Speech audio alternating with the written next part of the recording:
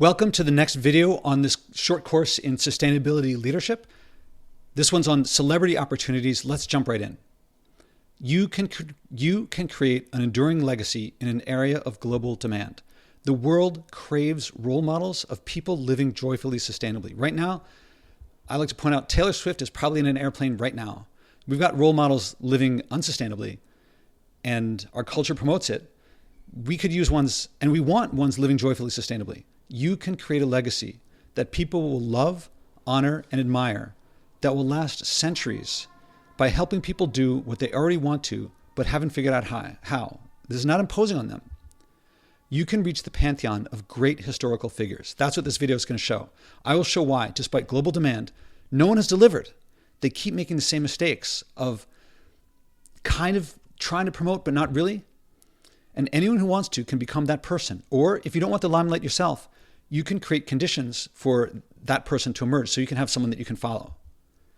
Most helpful for people already, what I'm going to say is most helpful for people who are already famous, but anyone can attain the results, as people in the past have, as you'll see. Now, I end up getting there first because you saw the attention I'm getting without yet seeking publicity. But there's room for many.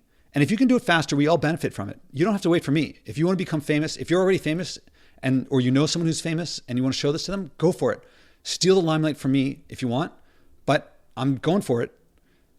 And it's not that I'm going for limelight. It's just people want role models. So why sustainability craves role models? I'm going to give some examples from leadership class. I teach leadership at NYU. My definition of leadership is helping people do what they already want to, but haven't figured out how. It's not coercion, it's not convincing. It's different from exercising authority. And here are some cases I use in class that are relevant here. So something that happened in the past, that NYU announced that it was going to halt spending on plastic bottles by 2020. Soon after, here is a post on Reddit about food that was distributed to all the students. So 2020, soon after, this is, all right. If you see in each of these, breakfast, Aquafina, bottled water, bottled water, bottled water. Also, for that matter, plastic utensils each time, maybe they could be expected to reuse the plastic utensils. Now you might say, well, this is during the pandemic, but this is August 20th. This is well after the pandemic's underway. And New York City water is pretty good water. So what's going on? The university is distributing plastic bottles.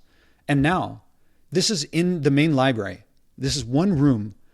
Look at all this vending machines. Now you could say, well, that's not spending money on it. They're gaining money from it. In every NYU building I've been in that I've noticed, that I see these vending machines, all sorts of plastic bottles in there.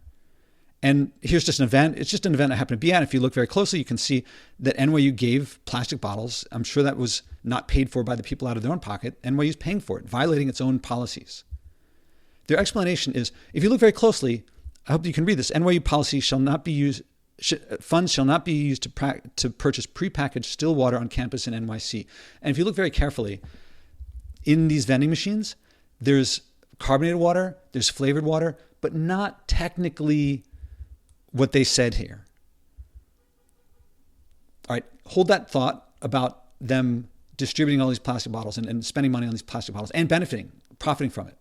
I've also heard the university president say, not the current one, I haven't heard her speak as much, but Hamilton, I think was his name, NYU has the greenest campus, okay?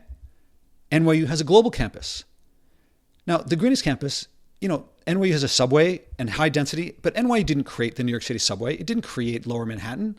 It benefited from that. I don't think it can take credit for that. Meanwhile, NYU having a global campus because it's got campuses in Abu Dhabi and in Shanghai, and they recruit heavily from China and India. And so that's something like 100,000 flights per year. But never at the same time did the president say greenest campus and global campus, always one or the other. And there are all sorts of other contradictions and convenient ways of putting things, talking about how there's all these graphs that it has of showing what looks like lower emissions from, say, the buildings, which is a big factor. But it's lower emissions intensity, if you look very carefully. And the intensity actually, by building new buildings, they're emitting more, but on the graphs it looks like less. So there's all this very convenient stuff. Now hold that thought. Okay, so we got the plastic bottles, we got sometimes they say green, sometimes they say global, sometimes they say lower emissions, but if you look very carefully, it's not lower. Here's another example that I use. Eric Adams, at one point, just before one of the classes I was teaching, it came out that he's vegan, or he says he's vegan, but then there was news about him ordering fish at a restaurant. So here's a New York Times article. Did Eric Adams, an avowed vegan, eat fish? Is there a problem with this? See, students usually start by saying, what's wrong with eating fish? Okay, maybe you don't eat fish, but if someone eats fish, that's okay. But I say, consider he's saying he doesn't eat fish and campaigning on it as a virtue when he does. So saying one thing, doing another. Students describe the NYU president. So when I point out these examples in class, and the other authorities, the president says that, but the other authorities who enforce these or don't enforce these rules, they talk about NYU authorities and Adams as, their words, slippery and slimy. So, and as for Adams, there's another New York Times article about the rise and fall of Eric Adams. He's not a contender for the mayoral race, and I think it's fair to say that he's disgraced and that he's lost New York City. He's a loser politically. Now, was it over the fish stuff? No, but is it consistent? Do people who say one thing and do another in one area, is that just the only place where they do it? So what's missing? Now, for one thing, I distinguish from NYU administrators. Exercising authority is one thing and leading is another. Sometimes they can overlap, but exercising authority is not necessarily the same as leadership. And I point this out because I'm trying to teach students leadership. Calling what they do leading undermines students' ability to learn to lead, saying one thing and doing another. They illustrate missing leadership skills, especially credibility, integrity, and hands-on practical experience. These skills are nearly completely missing from sustainability. Do you know of people who have hands-on practical experience of either living sustainably or trying to lead others to live sustainably as they are? Do they have integrity? Now, the world craves leadership and sustainability. You saw this before, this headline that I put in before in another video. People don't want to block traffic. They don't want to deface artwork. They just want to hurt people. They just want to eat breakfast without having to hurt people, which if all the options available are wrapped in plastic and shipped across the world, you hurt people, just eat breakfast. You might remember for me when I did that week avoiding packaged food was when it hit me that I couldn't live without hurting people. And if people don't know anything better to do, they're going to lash out in the ways that they can. They want to be effective, not ineffective. I don't think throwing paint or soup on artwork is effective. They want role models with credibility, integrity, and hands-on practical experience so they can do stuff that is effective. The world craves leadership. Remember, when I say leadership, I mean helping people do what they want to do but haven't figured out how. People want to be effective, but they don't know how. So what will work and what doesn't? I'm going to show examples of historical leaders and role models. Some will exemplify what sustainability needs. Now, they might be great leaders, but not what sustainability needs right now. Others may be great historical figures, but not what we need today. See if you can tell the difference. I'll tell you in the end, but see if you can tell along the way. And I'll show you what you or someone you know can do to help billions to reach that pantheon, whether you're famous yourself and can do it right away, or you know someone who's famous and you want to bring them here or put them in touch with me. So role models for sustainability leadership. I'm going to start with Muhammad Ali, and here's why. Okay, there are many great boxers and athletes, even charismatic ones. I mean, this guy was a poet, among other things. Why is Ali considered the greatest of all time? So I looked up GOAT on Wikipedia, and there's Muhammad Ali is the example for the greatest of all time. And I contend it's something besides boxing. In fact, something that kept him from boxing in the prime of his career, because there are other great boxers. Hence, he's not called not just the greatest boxer, but often the greatest athlete, even a great statesman. So he's a boxer. How did he become a great statesman? Well, you might not know he was a conscientious objector. And he was drafted to fight in Vietnam. Well, he wasn't going to fight in Vietnam. He was drafted to be in the army. He wouldn't have fought in Vietnam himself. He would have been part of the USO to gain support for the war, things like that. But in 1967, he refused induction. He refused to be drafted when his name was called. An all-white jury voted 11-0 to convict him. And he got a 5-year sentence and $10,000 fine. Fans write Cassius off. He was still called Cassius Clay. Well, I'm sorry, he was Muhammad Ali, but some people still called him Cassius Clay. He was denied a boxing license and a passport. He couldn't fight from 1967 to 1970. That's when he was 25 to almost 29. This is when boxers are at the prime of their career. He couldn't fight at the prime of his career. Why still If he's not fighting at the prime of his career, how is he still the greatest of all time? Even Jackie Robinson, who broke the color barrier in baseball, advised him to accept being drafted. Joe Louis denounced him. And keep in mind, he was not going to be sent into battle. There's no personal risk on his part. There's no risk to life and liberty or life and limb for him. The NSA tapped his phone. In 1968, he said, I'm not allowed to work in America and I'm not allowed to leave America. I'm just about broke. But opposition to the war grew, as did support for him. So he spoke out against, he spoke more strongly. He spoke out criticizing the Vietnam War and promoting racial justice. Man, I ain't got no quarrel with them Viet Cong. I'm going to read something here. I'm going to say the word, but I think it's important to say what he said. My conscience won't let me shoot my brother or some darker people or some poor hungry people in the mud for some big powerful America. And shoot them for what? They never called me nigger. They never lynched me. They didn't put no dogs on me. They didn't rob me of my nationality, rape or kill my mother and father. How could I shoot them poor people? Just take me to jail. And I don't know about you, but when I was an adult when I heard this years after it happened. This was before I was born. And so you say, who is calling him this? Who is doing these things? The people that want him to do it. That you can see why he did this. After he spoke out, Martin Luther King had privately opposed the Vietnam War, but kept silent because of his relationship with the Johnson administration. After Ali came public, then when Martin Luther King publicly opposed the Vietnam War, enabled in part because of Muhammad Ali, he said, as Muhammad Ali puts it, we are all black and brown and poor, victims of the same system of oppression. And I put to you, if you lead Martin Luther King, I contend that you're a leader. Ultimately, the Supreme Court voted unanimously, 8-0 with one abstention, to overturn his conviction. And from this headline, he KO'd the draft rap. In my opinion, he defeated the executive branch of the United States government. This is the greatest victory, I believe, better than his victories over his boxing opponents. While athletes and celebrities spoke out before Ali, none with his effect. And it seems to me that all later athletes and celebrities who speak out, they're following him. Jackie Robinson ultimately apologized. He said, you had it right and I had it wrong. Now, can you see what distinguished Ali from Robinson? It's a subtle distinction. I want to say some other role models for sustainability leadership. Oskar Schindler. When bankrupt after the war, Jews helped him. He was a Nazi. And Jews helped him because, well, hopefully you saw the movie and know what he did. He helped Jews. And he's buried in Israel, a former Nazi buried in Israel, at Yad Vashem, I believe. Lincoln, Dietrich Bonhoeffer. These are great role models. Thomas Clarkson. He was big for abolitionism. You might not know him. A lot of people know William Wilberforce more. I'll talk about in a second. But he wrote an essay on slavery. And in doing the essay, he learned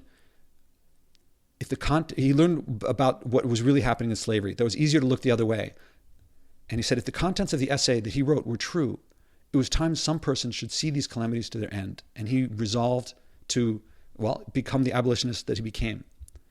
William Wilberforce also learned about what was actually happening in slavery. He could no longer look away, as we like to look away and say, what I do doesn't matter and all these other things.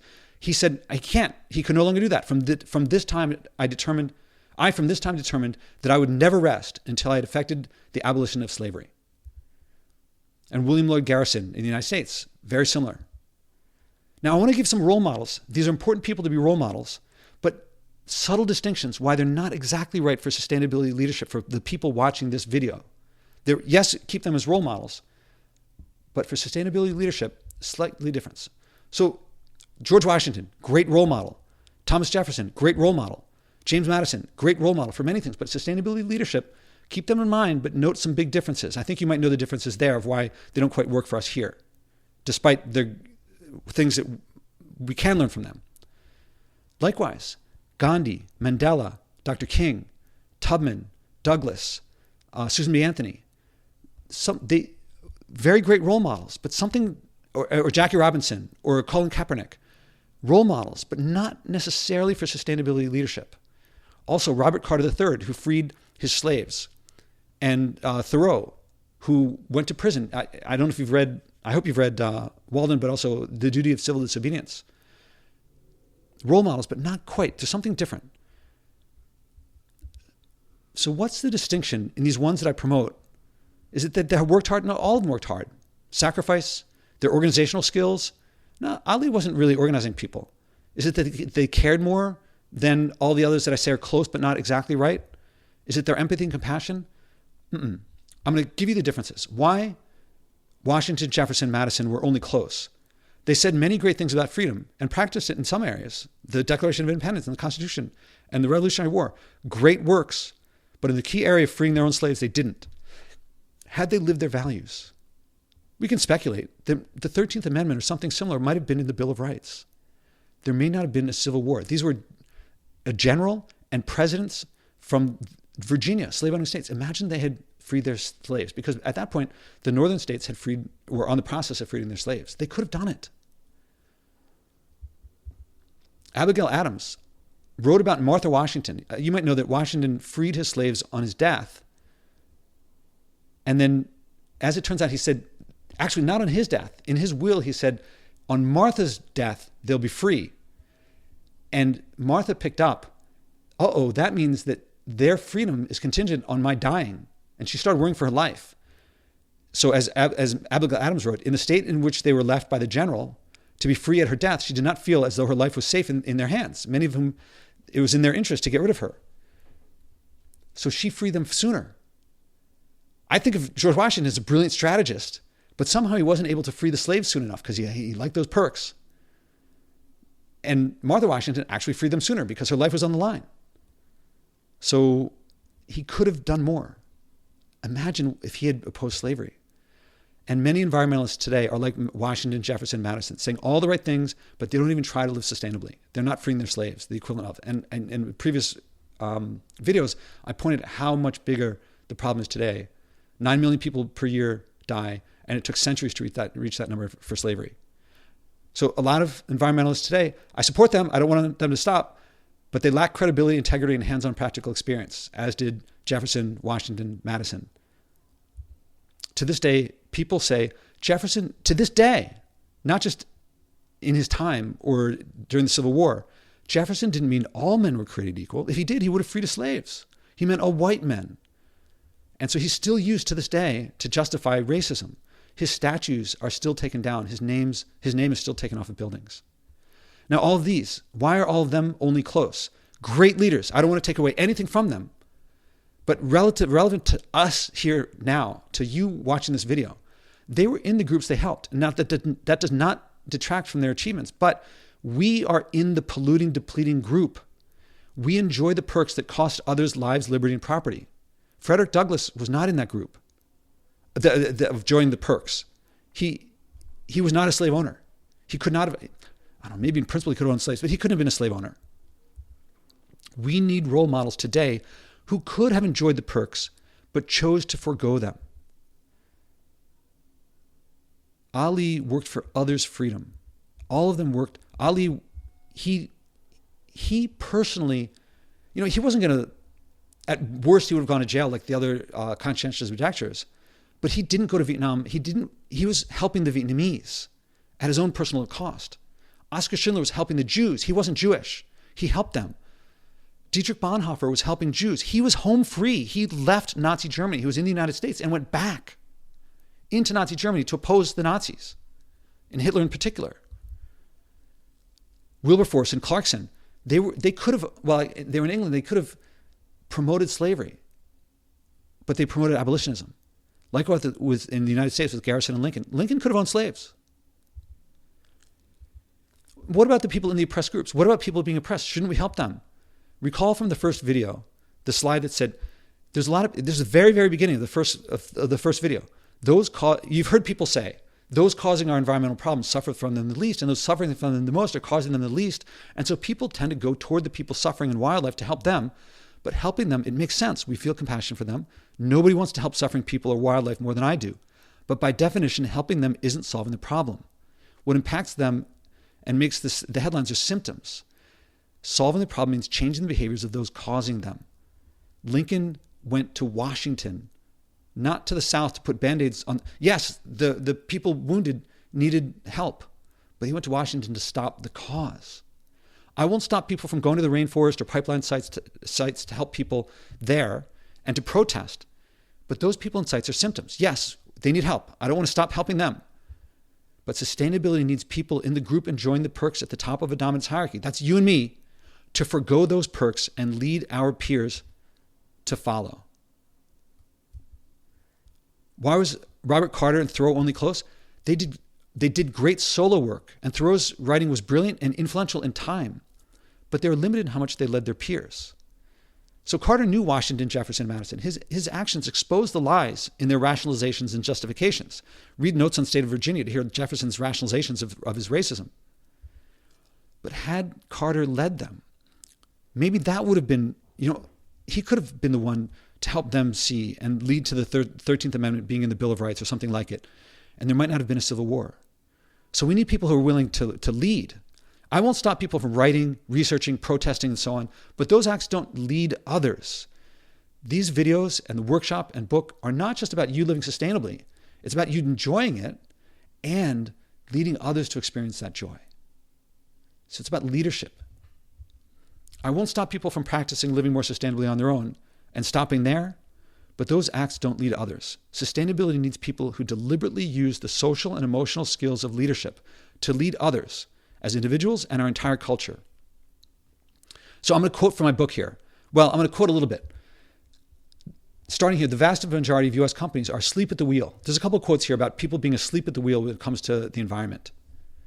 And that's scientists, educators, journalists, activists, and business people act as if I do my part, it will help wake up the people asleep at the wheel. Then they'll act. But no one is steering. Quoting my book more, if we don't change our culture, we can fix problem after problem and we'll end up back here.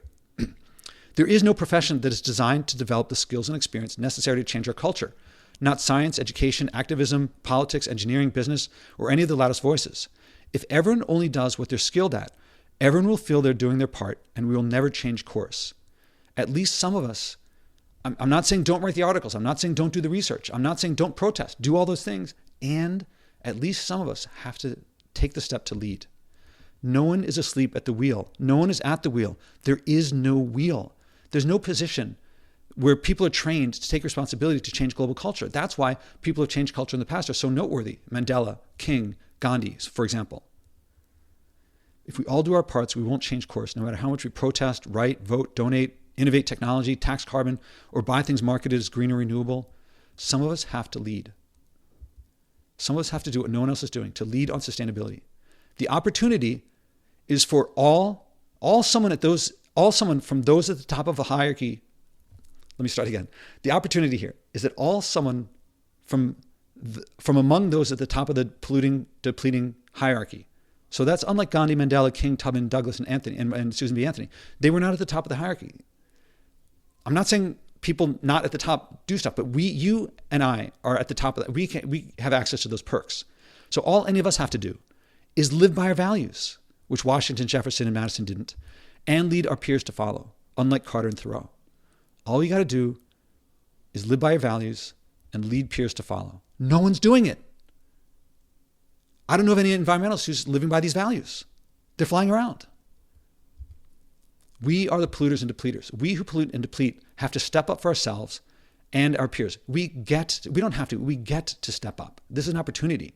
We have to stop relying on voices from the people we're dominating to tell us to stop. So yes, the equivalence of all these people on the left, we need to keep hearing from them. So the people who are in the places that are suffering the most, yes, we have to keep hearing from them, but we have to act. Today's Douglases must keep speaking out, but where's today's Lincoln? Where are the people who could be polluting, but instead choose not to, and then pass a constitutional amendment ending it? Or, there are a lot of people who acted that made what Lincoln did possible. We need a Lincoln, someone who can enjoy the perks, to actually pass the amendment. We are the polluters and depleters. I remind you, Lincoln could have owned slaves. He didn't, and that he did what Douglas couldn't have. Douglas, no less of a great human. Lincoln could have owned slaves, and he acted to end slavery. Ali could have helped kill the Vietnamese, and he acted to stop that war. He was the first major celebrity to speak out against it. Mandela did great things, but de Klerk shared the Nobel Prize with Mandela. Where's the de Klerk? I'm not saying you should be pro-apartheid, but someone who was at the top of apartheid helped end apartheid. And we can do that too. Susan B. Anthony Men voted to give her the right to vote. I'm not saying it was just and right or anything like that, but we have to be the people who help the people that we're hurting right now. The opportunity is there. And I'm not saying you got to be perfect. I'm not saying I'm not perfect. None of them were perfect. Lincoln, very flawed man. But you do need to be genuine, authentic, and allow your vulnerabilities to show. That's what the Spodek method enables. My podcast has hundreds of examples of renowned people enjoying this process. None of them are perfect, but they are. The Spodek method allows them to share their genuineness, their authenticity, and vulnerability, acting on their environmental values. It has hundreds of renowned people enjoying it. And they return from, how do I know they enjoy it? Because they come back for a second or third more episodes. How do I have such great guests? Because they refer their friends and peers. In business, I learned that repeat customer, that means you got something good. And if people come back for more, that tells me they like it. They don't have to put me in touch with their peers. That would embarrass them if they didn't like it. So this Sustainable Life podcast, don't take my word for it. Hundreds of examples. And workshop alumni live it. That's all those quotes that I had before of how they're experiencing that they like it. And they're not saying they're perfect. They're struggling to make it through. And when you do the workshop, you're going to struggle too. It's not trivial. But we're growing in number and renown. That's us who aren't yet famous. But if you're already famous, you can be the next greatest of all time. You can be the next Ali. You can be the next Lincoln, Schindler, Bonhoeffer, Clarkson, Garrison, Wilberforce. Yes, you can. You're saying, I can't. Yes, you can. Lincoln was just some guy from the sticks. He grew up in a log cabin. He was nobody. I looked this up because I was looking up of people who hadn't flown. He not only didn't fly, except for one trip across the, the waterfall, the Niagara Falls. He didn't leave the United States. Pretty worldly guy, I would say. And the United States was a lot smaller then. He didn't leave the United States. He was just some guy from the sticks. And he made history. Ali was just some athlete. They told him, shut up and box. No one, before him, no one spoke like that. Clarkson was 2 years out of college. That quote that I read, I think he was 25 years old when he wrote that. Just a couple years out of college. Garrison, when he started the Liberator, I think he was 26. Back to Muhammad Ali in particular. On being drafted, note, he didn't do anything. These others, a lot of them, they started movements. They worked hard.